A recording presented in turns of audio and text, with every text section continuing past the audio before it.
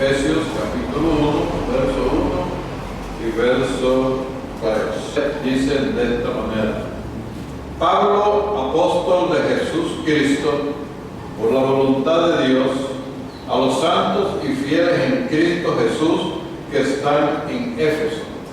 Bendito sea el Dios y Padre de nuestro Señor Jesús Cristo, que nos bendijo con toda bendición espiritual en los lugares celestiales en Cristo. Que el Señor añada bendición a su palabra, pues. En el versículo 3, la Escritura dijo que Dios, Padre de nuestro Señor Jesucristo, nos bendijo con toda bendición espiritual en los lugares celestiales en Cristo. Lugares celestiales. Estaba hablando hace unos minutos sobre la mente natural y la mente espiritual.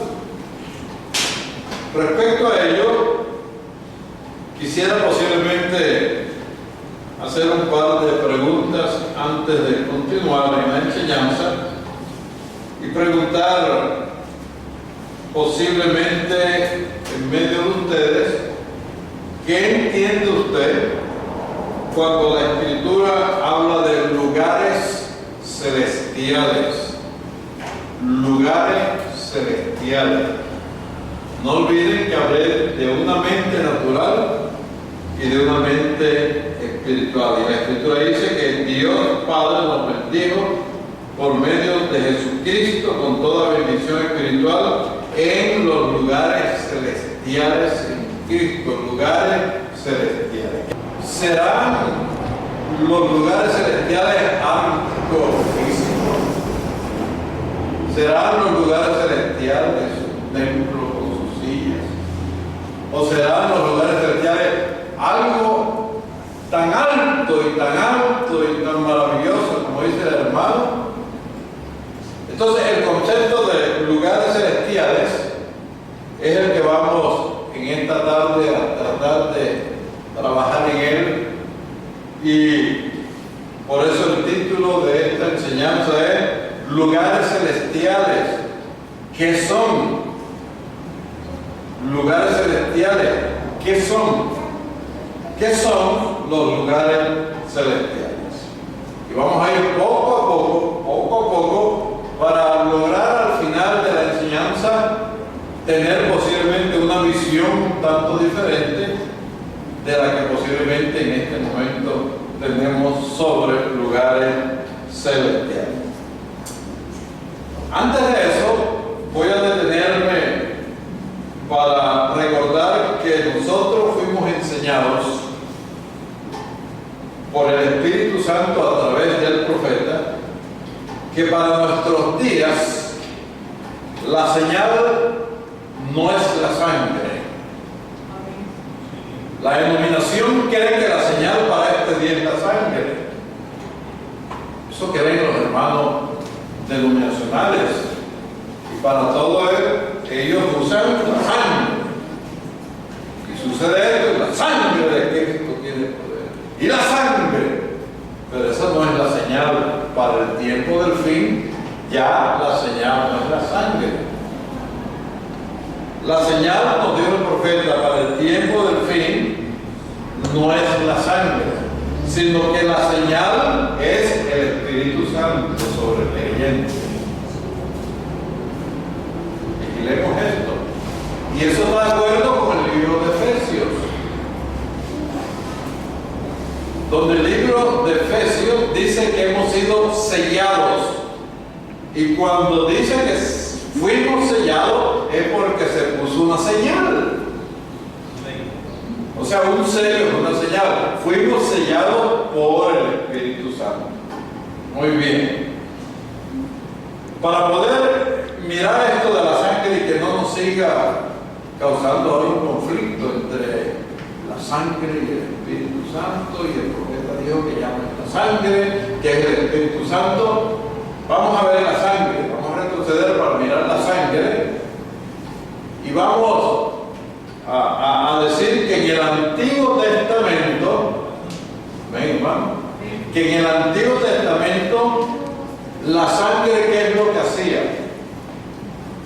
La sangre solamente cubría el pecado del pueblo, para que Dios no bajara a destruir al pueblo. Entonces la sangre de animales rociada sobre ellos cubría el pecado del pueblo y Dios no los destruía. Eso fue en el Antiguo Testamento.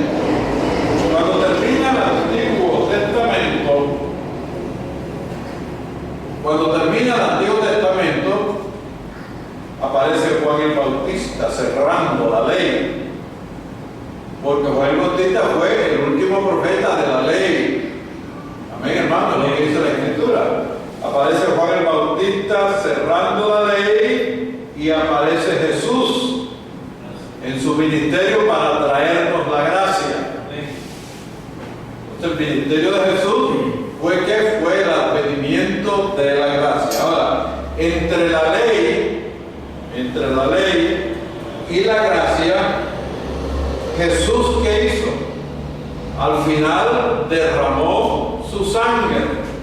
Ya no era la sangre de un animal cordero, no la sangre de un hombre. Entonces, al final, Jesús derramó su sangre en el Calvario, y de acuerdo a Romanos y otras cartas del apóstol Pablo, dice que Jesús derramó su sangre en el Calvario para darnos la redención de nuestras almas. Miren lo que hace la sangre. Para darnos la redención de nuestras almas y perdonar nuestros pecados. Miren cómo viene la sangre. En el Antiguo Testamento, voy a repetir, la sangre derramada al animal cubría el pecado del pueblo.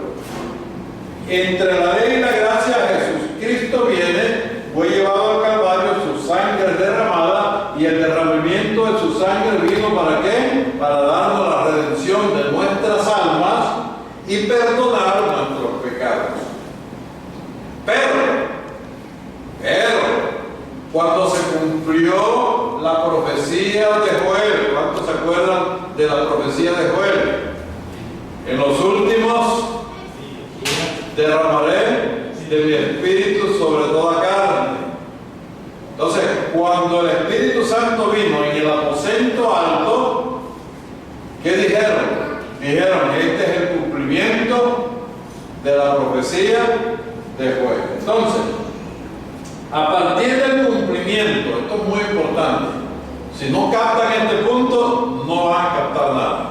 Fíjense, a partir del cumplimiento de la promesa hecha por Dios a través del profeta Joel sobre el derramamiento del Espíritu Santo en su iglesia, ¿qué sucedió con la sangre? La sangre, fíjense, fue dejada ¿para qué? Para limpiarnos de todo pecado. Ya no era para perdonar la sangre. La sangre para perdonar nuestro pecado fue cuando bajó del cuerpo de Jesús, salió del cuerpo de Jesús, allí en el Calvario, estaba siendo derramada para perdonar nuestros pecados. Pero cuando viene el Espíritu Santo, ya esa sangre no fue dada ¿para qué? Para perdonar pecados. La sangre vino fue ¿para qué?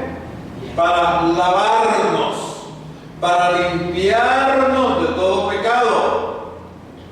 ¿Y cómo recibo el perdón entonces, hermano? El perdón se recibe por el nombre del Señor Jesucristo. Fue lo que nos enseñó el apóstol Juan cuando nos habló de si alguno de nosotros hemos pecado. Amén, hermano. Confianza tenemos con Dios para ir, y la sangre, dijo el apóstol Juan, y la sangre de Cristo, no dijo nos perdona, dijo nos limpia de todo pecado, y su nombre nos perdona. Entonces todas estas cosas tenemos que irlas entendiendo. ¿Por qué? Porque Dios envió un profeta para colocarnos la Escritura de la manera correcta. Entonces miren, la misma sangre es un misterio que viene así, miren, un misterio, y tenemos que entender ese misterio. En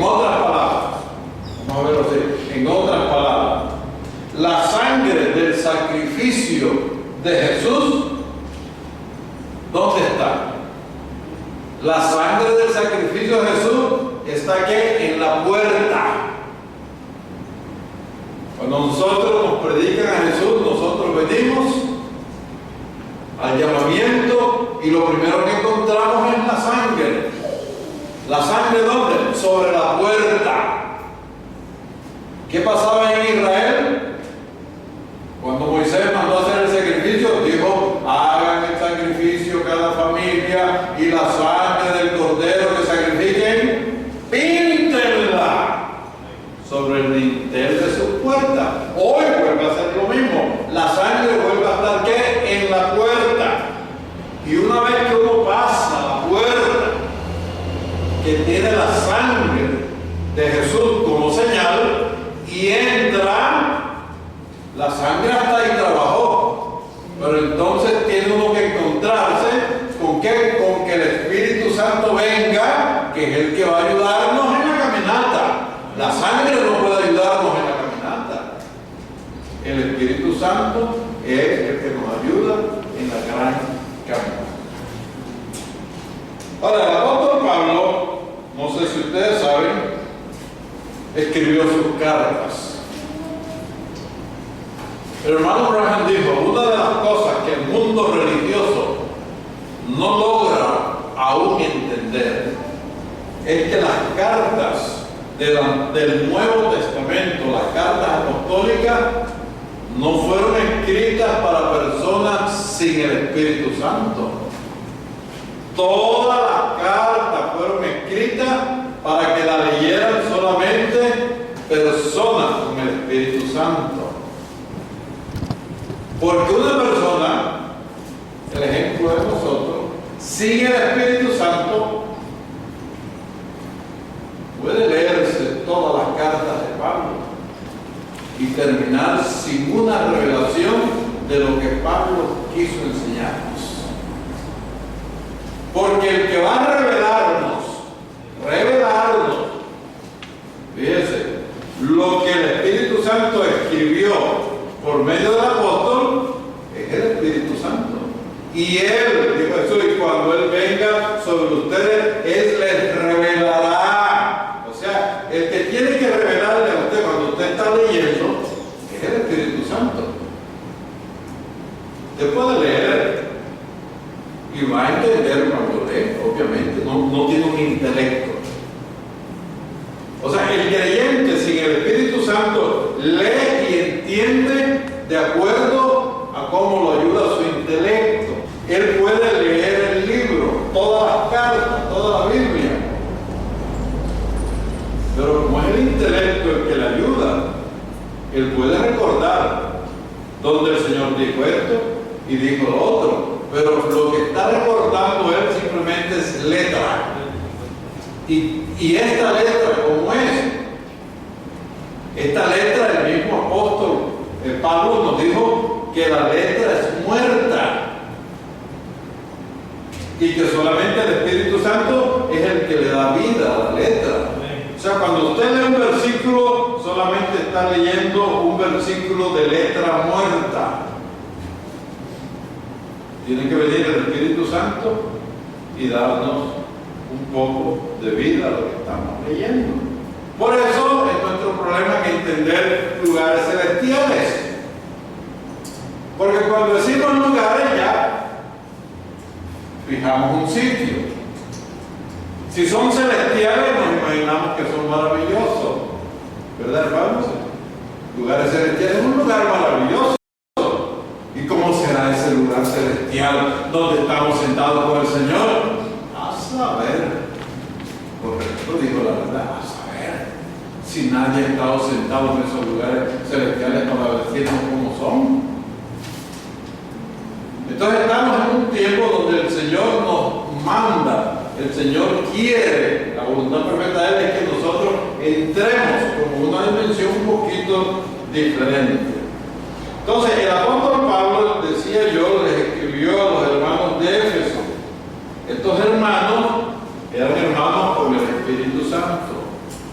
Por eso él estaba seguro que cuando los hermanos de Éfeso leyeran que están sentados con Cristo en lugares celestiales, él sabía que los hermanos entendían qué les quería decir esto.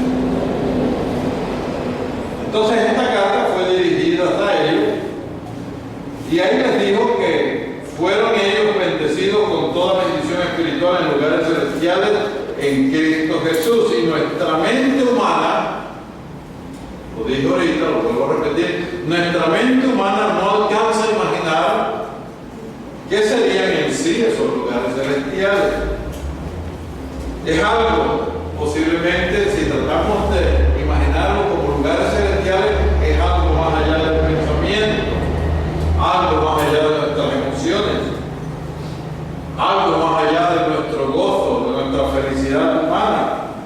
Pero aún así, eso de lugares celestiales es una verdad muy, pero muy sencilla. Lo que el apóstol Pablo trataba de decirle a los santos de Éfeso era lo siguiente: uno, que ellos fueron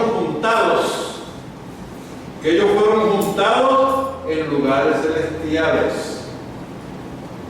Eso trataba de decirle, y ellos entendían que trataba de decirle. Dos, que son celestiales hoy en sus almas. Y en tercer lugar, trataba de decirle que sus espíritus habían sido juntados en una atmósfera espiritual. Para darles un poquito de orientación a donde estoy yendo, ¿cómo cree usted que era la atmósfera de los discípulos del Señor antes de recibir el Espíritu Santo? Lo mismo que nosotros hoy. ¿Cómo cree que era la atmósfera de los discípulos y apóstoles del Señor después del aposento alto? Entonces es una atmósfera espiritual. De tal manera que si nosotros aún nunca hemos llegado a vivir aún en una atmósfera celestial, eso indica entonces que no podemos entender aún plenamente las cosas del Espíritu. Ahora, ¿por qué no podemos entender nosotros las cosas del Espíritu? El apóstol Pablo dijo, ¿por qué? Dijo, porque las cosas del Espíritu se tienen que discernir espiritualmente. Así como eso. ¿Por qué, hermano Pablo, las cosas del Espíritu las tengo que discernir espiritualmente? El mismo apóstol, por el Espíritu, nos contesta y nos dice: porque el hombre natural, amén, hermano, no puede discernir las cosas del Espíritu. Por eso cuando nos dicen lugares celestiales, nos imaginamos ríos, montañas. ¿Qué parece? Porque lo pensamos naturalmente. Como hombres naturales pensamos. Pero que el hombre natural, dice el apóstol Pablo, el hombre natural es el que juzga todas las cosas, pero él no puede ser juzgado por nadie. ¿Por qué? El apóstol Pablo dice, porque él tiene la mente de Cristo. Ahora, para seguir dando pasitos en el entendimiento de esos lugares celestiales que mencionó el apóstol Pablo, vamos a recordar lo siguiente. Uno, cuando un individuo, hombre o mujer, jovencito o jovencita, es sellado con el Espíritu Santo, esa es la evidencia de qué? Esa es la evidencia que Dios lo ha aceptado como hijo. Nadie puede decir que es hijo de Dios hasta que el Espíritu Santo no llegue a él. Porque el Espíritu Santo es el sellamiento. Así como Dios está sellando a sus hijos, así el diablo también sella a sus hijos. Los hijos del diablo llevan un sello y los hijos de Dios obviamente tienen que llevar también su sello. ¿Okay? Entonces cuando Dios, ¿verdad?, acepta a una persona como su hijo, lo sella con el Espíritu Santo. Por ejemplo, usted puede tener un hijo con una mujer cualquiera, pero si usted no coge a ese hijo y lo lleva y lo registra y le pone su nombre, ese muchacho, esa muchachita no es hija suya. Lo mismo es con Dios. Él tiene que sellarlo para darle su nombre. ¿Me entiende, hermano? Mientras el sellamiento no venga, no se puede reclamar la paternidad de Dios. Pedro no podía reclamar paternidad de Dios. La reclamó después que salió del aposento alto. Ahí sí sabía él quién era. Porque un hijo es hijo, y sabe que es un hijo cuando él mira todas las credenciales de hijo. Usted y yo, por ejemplo, podríamos alzar nuestras manos y confesar con nuestras bocas que aceptamos a Dios como Padre. Y eso lo hacen millones y millones de personas alrededor del mundo. Levantamos la mano y, oh Señor Dios mío, yo sé que tú eres mi Padre y que yo soy tu Hijo, pero la evidencia que Dios me ha aceptado a mí como hijo es que me sella como su hijo. Si no hay sellamiento, todavía Dios no me ha aceptado. Yo lo he aceptado a Él como Padre, pero mientras no venga el Espíritu Santo, Él todavía no me ha aceptado a mí como hijo. Ahora hay otra clase de hijo, ustedes lo saben: el legítimo y el bastardo. El legítimo es el hijo a quien su padre reconoce, y el bastardo es el hijo que, aunque es hijo, no es reconocido por su padre. Miles de nosotros conocemos este libro, la Biblia. Miles leemos los mensajes enseñados por el hermano Branham, pero todo eso no es más que letra muerta. Yo sé que es ofensivo cuando usted, un evangélico, le dice que este libro es un libro muerto. Él no le va a creer a usted. Él va a creer que usted está blasfemando, que usted es un hereje, un ignorante al decir que este libro es un libro muerto. ¿Y por qué? Porque él no entiende la revelación de que la letra es muerta.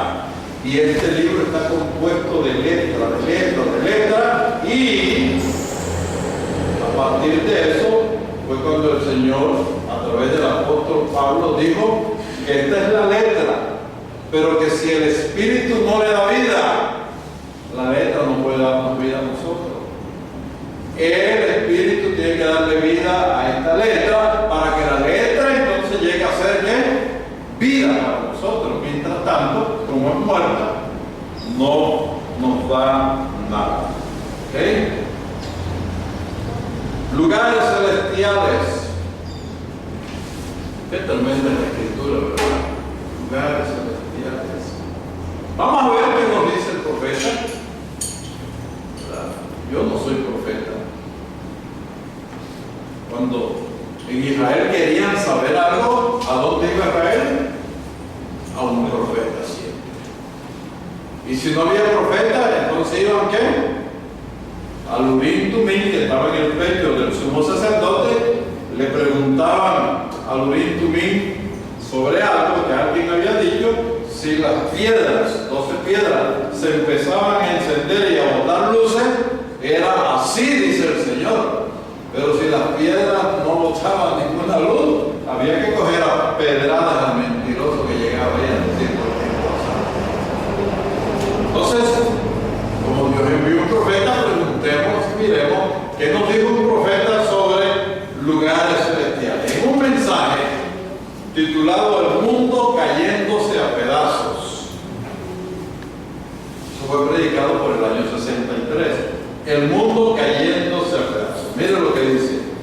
Una oración. Dice: Padre celestial, somos un pueblo privilegiado por estar sentados hoy en lugares celestiales en Cristo Jesús, bautizados por un mismo Espíritu. Ahí mismo. Después que él dice que somos un pueblo privilegiado por estar sentados en lugares celestiales, nos dicen qué es lo que nos ha hecho estar en lugares celestiales. El bautismo del Espíritu Santo, el cual nos ha colocado en un mismo cuerpo y tener el privilegio de estar sentados aquí juntos compartiendo las bendiciones y los testimonios de estos tus hijos. O sea, que para estar usted y yo sentados en lugares celestiales en Cristo Jesús, necesitamos haber recibido el bautismo del Espíritu Santo. Entonces, el Espíritu Santo es el que nos arrebata y es el que nos coloca en la posición de estar en lugares celestiales.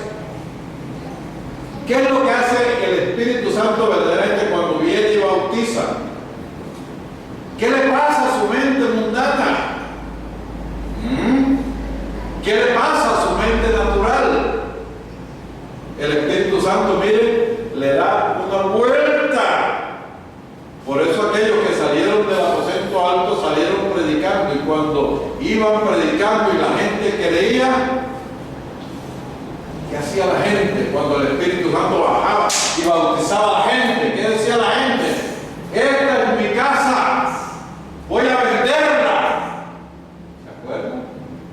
Y todo lo que me den por esta casa, que se lo den a los pobres.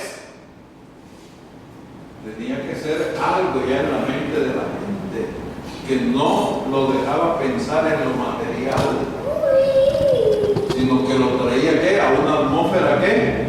Celestial, en una atmósfera donde nada, decía aquí la Escritura en ellos, dice cuando ellos llegaban y recibían el Espíritu Santo, nadie decía ser suyo ninguna cosa.